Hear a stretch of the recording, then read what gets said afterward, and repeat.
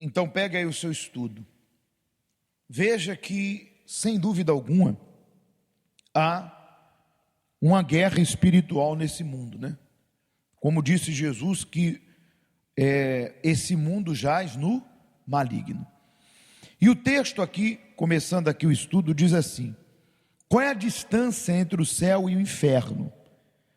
E começa com aquele versículo de Lucas 16, 26, que diz: e além de tudo isso, está posto um grande abismo entre nós e vós, de sorte que os que quiserem passar daqui para vós não poderão, ou não poderiam, nem tampouco os de lá passar para cá. Está posto um grande abismo entre nós e vós. Não existe forma de passar de um lado para o outro, nem daquela época e tampouco nos dias de hoje. Mesmo com toda a tecnologia, jamais poderia ser criado um meio para chegar ao céu ou ao inferno. Os que quiserem passar daqui para vós não poderiam, nem tampouco os de lá passar para cá. Com a intenção de revelar de forma incontestável o futuro, o Senhor Jesus mostra o destino de cada ser humano, o céu ou o inferno, e deixa claro: não pode estar num e passar para o outro, como muitas pessoas fazem nos dias de hoje. Ora estão na igreja, ora estão no mundo. Mas qual é a distância aqui na terra entre o céu e o inferno? A distância é mais curta do que se possa imaginar. É justamente a distância entre a mente e o coração. Muito bem, antes de continuarmos, vamos aqui ver um pouco a respeito do que acabamos de ler. Aqui fala que depois da morte não tem como escolher. Quem está no inferno passar para o céu, e é óbvio que quem está no céu jamais vai querer ir para o inferno. Isso é óbvio. Enfim, aqui fica claro nessa parábola, ou seja, nessa comparação dada pelo Senhor Jesus, nessa história do rico e de Lázaro, que não tem como. Nós sabemos que ao longo dos anos, né, dos séculos, foi pregado pelas religiões que tinha como a pessoa, depois de morta, depois que ela morrer, teria como fazer uma prece, uma reza pela alma dela, teria como purgar ela, teria como limpá-la depois de morta, mesmo que ela tenha feito a desgraça que foi aqui no mundo, conhecedora da verdade, morreu, ela vai ter outra chance. E é claro, é óbvio, de repente, para você e eu que conhecemos a verdade, como diz o texto, conhecereis a verdade e ela te libertará. Isso é loucura, não faz sentido. Mas, infelizmente, existe muitas pessoas aí fora, inteligentíssimas, mas inteligente para o homem, né? Como diz a palavra de Deus, né? Se alguém se glorie em ter conhecido a quem? A Jesus. Mas existem pessoas aí fora que se gloriam da sua faculdade, do seu PhD, da sua formação, do seu conhecimento. Pessoas que, olhando assim aos olhos humanos, são bem conceituadas na sociedade. Pessoas que, de repente, alguém inveja a condição que elas vivem, mas por incrível que pareça, para nós que somos salvos, algo que se tornou tão claro, tão simples, porque a primeira coisa que você e eu entendemos quando conhecemos a verdade é que depois que morre, não tem mais o que fazer. Está lá em Eclesiastes que para os que estão entre os vivos, Eclesiastes 9 diz que os que estão entre os vivos há esperança, mas os mortos não sabem coisa alguma, porque eles já não têm mais nada, eles não terão recompensa com coisa alguma que se faça aqui na terra. Mas por mais que isso seja tão simples para eu e você, infelizmente há pessoas aí fora que estão no topo da sociedade e que elas acreditam piamente, cegamente, que ainda que morra, terá uma chance, ela pode ser purgada, uma reza, uma prece pode resgatar a alma dela da condenação do inferno, que na verdade Dizem ela, Deus não é tão mau assim para mandar uma pessoa para o inferno. E muitos estão agarrados a isso.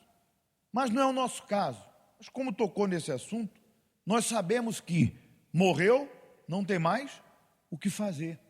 A volta de Jesus para eu e você, ela vai se dar de duas maneiras. Ou Jesus literalmente volta, como lemos lá em Tessalonicenses, que ao ressoar da trombeta, o Senhor descerá e os que morrerem em Cristo ressuscitarão e os vivos serão arrebatados. Ou essa vinda se dá dessa forma, ou a vinda de Jesus se dá quando eu e você morrer. Porque no momento que nós morrermos, nós vamos ter esse encontro com Ele.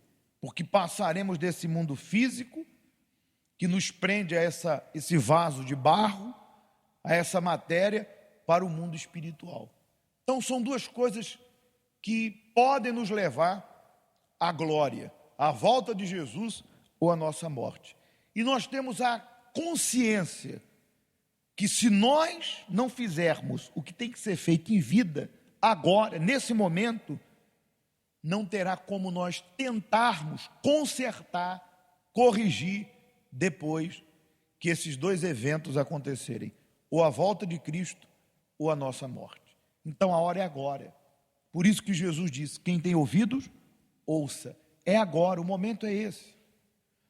Continuando aqui, diz assim, fala da mente e do coração, que é o caminho mais curto entre o céu e o inferno. Coração, enganoso é o coração mais do que todas as coisas, e desesperadamente corrupto, quem o conhecerá? Jeremias 17, 9. E lá, continuando ainda, né, em Jeremias, eu vou até continuar aqui para a gente meditar um pouco mais a respeito desse versículo, fala uma coisa muito forte, né? Não apenas dizendo aqui que ele é corrupto, que o coração é o centro das emoções, é o nosso querer, a nossa vontade que se inclina para o pecado. Deixa eu encontrar aqui Jeremias. Aqui, 17, 9. Continuando aqui nesse texto, no versículo 10 diz assim, muito bem, enganoso é o coração mais do que todas as coisas e perverso, quem o conhecerá? Eu, Senhor, esquadrinho o coração, provo as entranhas, isto para dar a cada um segundo os seus caminhos, segundo o fruto das suas ações. Se nós chegarmos para uma pessoa, é claro, e dissermos para ela, olha, você tem o que merece. Há muitas pessoas que quando ouvem isso, na hora elas já dizem, não.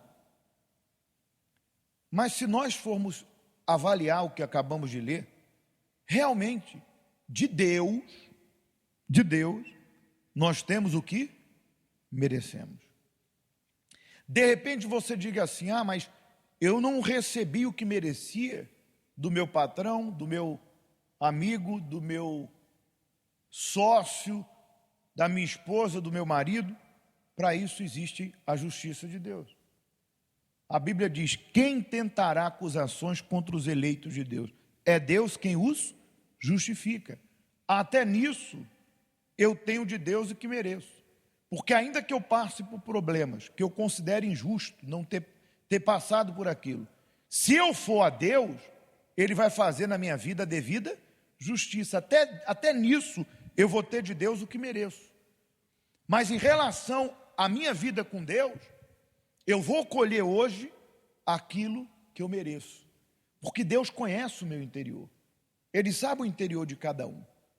Veja que quando o profeta, nós podemos nos enganar, quando o profeta Samuel foi à casa de Jessé, pai de Davi, para ungir o futuro rei pela ordem de Deus, veja que o profeta era alguém experiente, profeta, homem de Deus, mas homem de Deus também se engana, porque quem vê cara não vê coração. E o profeta pediu para que Jessé passasse os filhos, e ele fez passar os 7 filhos. Davi estava lá cuidando da ovelha, e quando ele viu Eliabe, se não me falha a memória, que era robusto, forte, tinha pinta de rei, por fora ele tinha todas as características de uma pessoa que agradava aos critérios de Deus. Mas, quando o profeta olhou e disse: diante de mim está ungido do Senhor, naquele momento Deus falou com ele e disse assim: não se engane com aparência, porque eu, Senhor, não vejo como vê os homens. Os homens vê o que está fora. Eu, Senhor, vejo o que está dentro da pessoa. Então Deus avalia o que está dentro de cada um de nós. E Ele vai nos fazer, Ele vai nos dar de acordo com esse interior, seja em vida, seja em morte. Porque enquanto eu estou aqui, eu posso gozar dos favores de quem? De Deus, é óbvio. Da proteção, do livramento. Jesus disse: quem servir em vida é 100 vezes mais. E depois da morte é o quê? O mais importante, a vida eterna. Mas Deus vai me retribuir de acordo com o que eu estou dando. E aí você pode perguntar para si próprio: o que você tem dado para Deus? O que o teu interior reserva? Porque o coração se refere ao nosso interior, às nossas vontades. Suas vontades, seu querer, está inclinado para quem? Para obedecer à voz de Jesus, para servi-lo ou para fazer a própria vontade? Então, quando aqui fala coração, não se refere ao órgão, embora tinha até uma imagem ali que mostra o coração físico e a mente, mas o coração é a nossa vontade, o nosso querer, é os nossos desejos, porque todas as nossas vontades serão influenciadas pelo mundo, pelo diabo, serão influenciadas por interesses, e é claro, é óbvio, sempre a sugestão do mal é que nós venhamos desobedecer a palavra de Deus. Mas dada a sugestão, seja essa do mundo, seja do diabo, seja dos nossos próprios interesses, se eu avalio aquilo e não está de acordo com a vontade de Deus, e eu resisto àquilo, eu digo: não, eu não quero a imoralidade, eu não quero o roubo, eu não quero o engano, eu não quero a mentira, eu não quero isso, eu não quero aquilo. Eu prezo pelo que é justo. Então o meu interior está agradando a quem? A Deus. Ainda que por fora eu não receba do mundo o que mereço, não tem problema. O que Deus disse? Se alguém me serve, Jesus disse, o Pai o honrará. E Deus disse: eu honro aqueles que me honram. A honra vem de Deus, cedo ou tarde. Por isso que você não pode medir tua condição em relação a Deus pelo teu sucesso nesse mundo. Porque se eu for medir meu relacionamento, minha condição diante de Deus pelo sucesso desse mundo, eu vou me enganar. Porque o mundo não é justo, as pessoas não são justas. E na vida nós sempre passaremos por lutas, problemas, perdas. Faz parte da vida. É o deserto, é a prova de fogo, é a luta. É ali que eu cresço, amadureço e tenho experiências com Deus. Então não é porque você não alcançou seu objetivo que você não está salvo. Não é porque você não casou porque você não está salvo. Não é porque você não é rico que você não está salvo. De repente isso ainda não pode acontecer porque você não está preparado ou preparada. Nas suas orações você tem que pedir de acordo com a vontade de Deus. A Bíblia diz: não recebeis porque pedis mal, para os próprios prazeres. Ainda que você tenha uma necessidade, você diga: pastor, mas isso eu preciso. Mas na sua oração diga: Senhor, o Senhor sabe que aos meus olhos eu preciso disso, mas se eu não estou pronto para receber isso, não permita que isso aconteça. Ore de forma que agrade a quem? A Deus. Não recebeis porque pedis mal. Deus, eu peço que o Senhor faça isso acontecer, mas se o Senhor está vendo que isso vai me afastar, vai me tirar do Senhor, vai me derrubar, vai me fazer perder a minha salvação, que isso não aconteça, que o Senhor me prepare para ter isso, entrar nesse relacionamento, estar dessa forma. Então, quando você tem essa maturidade espiritual, certamente não tem como você no seu interior não agradar a quem? A Deus.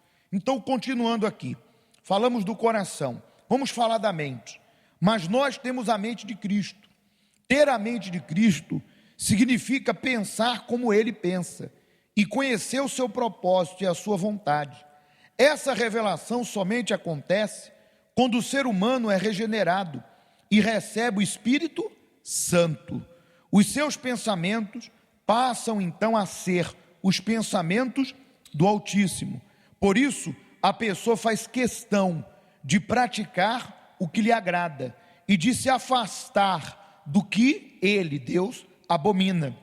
Não se esqueça, a escolha em vida define onde cada um viverá a eternidade. Falando da mente de Cristo, lá em Romanos 12 diz: não vos conformeis com esse século, mas transformai pela renovação da vossa mente.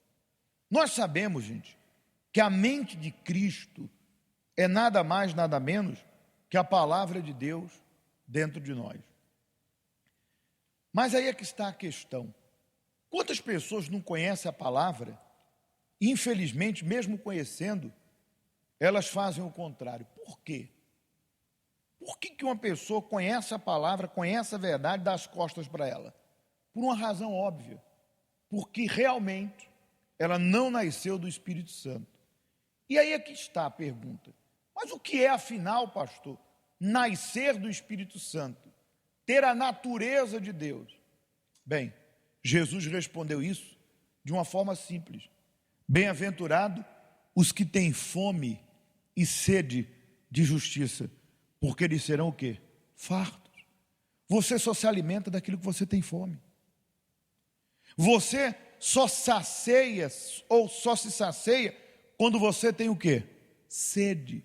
Infelizmente, gente, há pessoas que, em relação à sua vida com Deus, elas até têm consciência que elas precisam ter, mas elas não têm sede.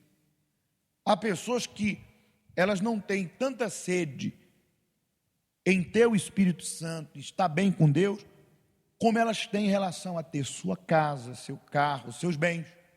Entenda, nada disso está errado. Só que a partir do momento que eu tenho mais sede em ser bem-sucedido profissionalmente, eu tenho uma grande expectativa em ter algo, eu tenho uma grande expectativa em pegar aquela formação, aquele diploma, eu tenho uma grande expectativa em conquistar a minha família para Deus, eu tenho uma grande expectativa nas coisas desse mundo. Em relação à minha vida com Deus, eu não tenho tanta expectativa. Eu sei que Deus é maravilhoso, eu quero a salvação, mas no meu trato com as coisas de Deus, eu mostro que eu não tenho sede por Ele. Nós sabemos que a salvação é um esforço muito grande, está lá escrito, que a porta é o quê? Estreita, esforçai-vos por entrar. Não é fácil. Para manter a vida com Deus, realmente, você não vai estar com vontade. E é aí que entra a mente. Muitas vezes você não vai ter vontade de fazer algo para Deus. É a emoção, é o coração. Eu não estou com vontade de ir à igreja, mas eu não preciso da vontade para ir. Eu preciso entender que eu preciso ir para a igreja, ouvir a voz de Deus. Eu preciso falar com Deus. Eu não estou com vontade de ler a palavra. Olha, eu estou tão cabeça quente, tão cansado, tão exausto. Meu sentimento diz que eu não estou com vontade, mas a minha mente diz que eu preciso ouvir a voz de Deus. Porque se eu for me afastando da palavra, vai chegar uma hora que eu vou estar frio espiritualmente. Eu não estou com vontade de orar, estou tão cansado que, olha, eu não estou com vontade, mas eu preciso orar, eu preciso falar com Deus. Eu preciso lançar sobre Ele todas as minhas ansiedades, porque Ele tem cuidado de mim. Eu não estou com vontade de jejuar, mesmo que seja para me libertar dessa fraqueza, desse pecado, eu não estou com vontade, mas a minha mente diz que eu preciso abrir esse jejum para vencer minha carne. Então, o problema da pessoa que conhece a palavra e ela não vive, é que ela não tem tanta sede em relação a Deus, quanto ela tem em relação às coisas desse mundo. As coisas do mundo traz nela uma euforia, um interesse, uma curiosidade, aguça ela, e as coisas do Espírito caem no cotidiano, caem no esquecimento, se torna algo religiosamente, podemos assim dizer, ela se torna uma pessoa religiosamente frequentadora de uma igreja. Ela vem, mas é aquela coisa fria, Não há relacionamento. E Deus conhece o meu e o seu interior. Porque entenda, isso não tem nada a ver com homem, não tem nada a ver com um pastor. É você e Deus. Imagine como que Deus se sente quando uma pessoa precisa ser empurrada, conhecedora da verdade, para vir à igreja. Empurrada para buscar, empurrada para orar, empurrada para fazer a vontade de Deus. Deus se sente desprezado. Olha, realmente, a gente entende que estender a mão para alguém que está precisando é um ato de primeiro amor. E é um ato de amor ao próximo. Só que tem pessoas que, dado o que ela conhece, como disse Paulo, leite vos dê a beber, não comida sólida, porque considerando o que vocês já ouviram, o tempo que você tem aqui, de novo eu tenho que estar ensinando a mesma coisa para você. Infelizmente, há pessoas que, dado o tempo que ela está aqui, dado o tempo que o Espírito Santo já investiu nela, já era para ela ser uma pessoa espiritualmente mestre. Como assim? Mestre para cuidar do seu próprio relacionamento com Deus, não ser reprovada, como diz Tiago, a fé provada uma vez, aprovada da perseverança, mas ela poder ajudar o próximo com a sua vida. Não precisa ser um obreiro. Se você quiser, amém. Mas você pode ganhar muitas outras pessoas para Jesus sem uniforme, sem título, mas através da sede que você tem. Então, dada essa condição, eu não sei, eu não conheço, como nós acabamos de ler, eu não sei como que você está. Se você está na carne, no espírito, tem dado atenção ao seu coração ou à sua mente em relação a Deus. Mas eu quero finalizar, para nós buscarmos o Espírito Santo, embora a gente vá entrando num assunto e outro, e o tempo passa. Eu quero finalizar com esse versículo aqui de 2 Pedro 2,20, que diz assim, olha: portanto, se depois de terem escapado das corrupções do mundo, pelo conhecimento do Senhor e Salvador Jesus Cristo, foram outra vez envolvidos nele e vencidos, torne-se o último estado pior do que o primeiro, porque melhor fora que não conhecesse o caminho da justiça, do que conhecendo, reviraram-se e abandonaram o santo mandamento que lhe fora dado. Olha, vamos aproveitar o que Deus nos deu. Aqui está dizendo que depois de nós termos ouvido e visto tantas coisas, de Deus ter investido tanto, a gente virar as costas para essa verdade e vivemos a vida à nossa maneira, é nós jogarmos fora tudo que Jesus nos deu. Por isso agora, nesse momento da busca, vamos aproveitar aquilo que Deus nos deu, que é o privilégio de sermos morador do reino de Deus. Isso está muito próximo. Está aí no teu banquinho, com o joelho no chão, com a cara na parede, você pedir perdão, reconhecer, buscar. Está forte, está bem? Amém. Pede a Deus, Senhor, me ajuda. Não deixa eu perder a visão, não deixa eu perder o primeiro amor. Está frio, perdeu o primeiro amor, apagou o espírito, não está bem. Fala, Senhor, me ajuda. Ó Espírito Santo, me ajuda para eu vencer esse pecado, essa fraqueza. Eu não sei, mas seja qual for a sua condição, nós vamos agora a quem pode nos ajudar, que é o próprio Deus. Amém?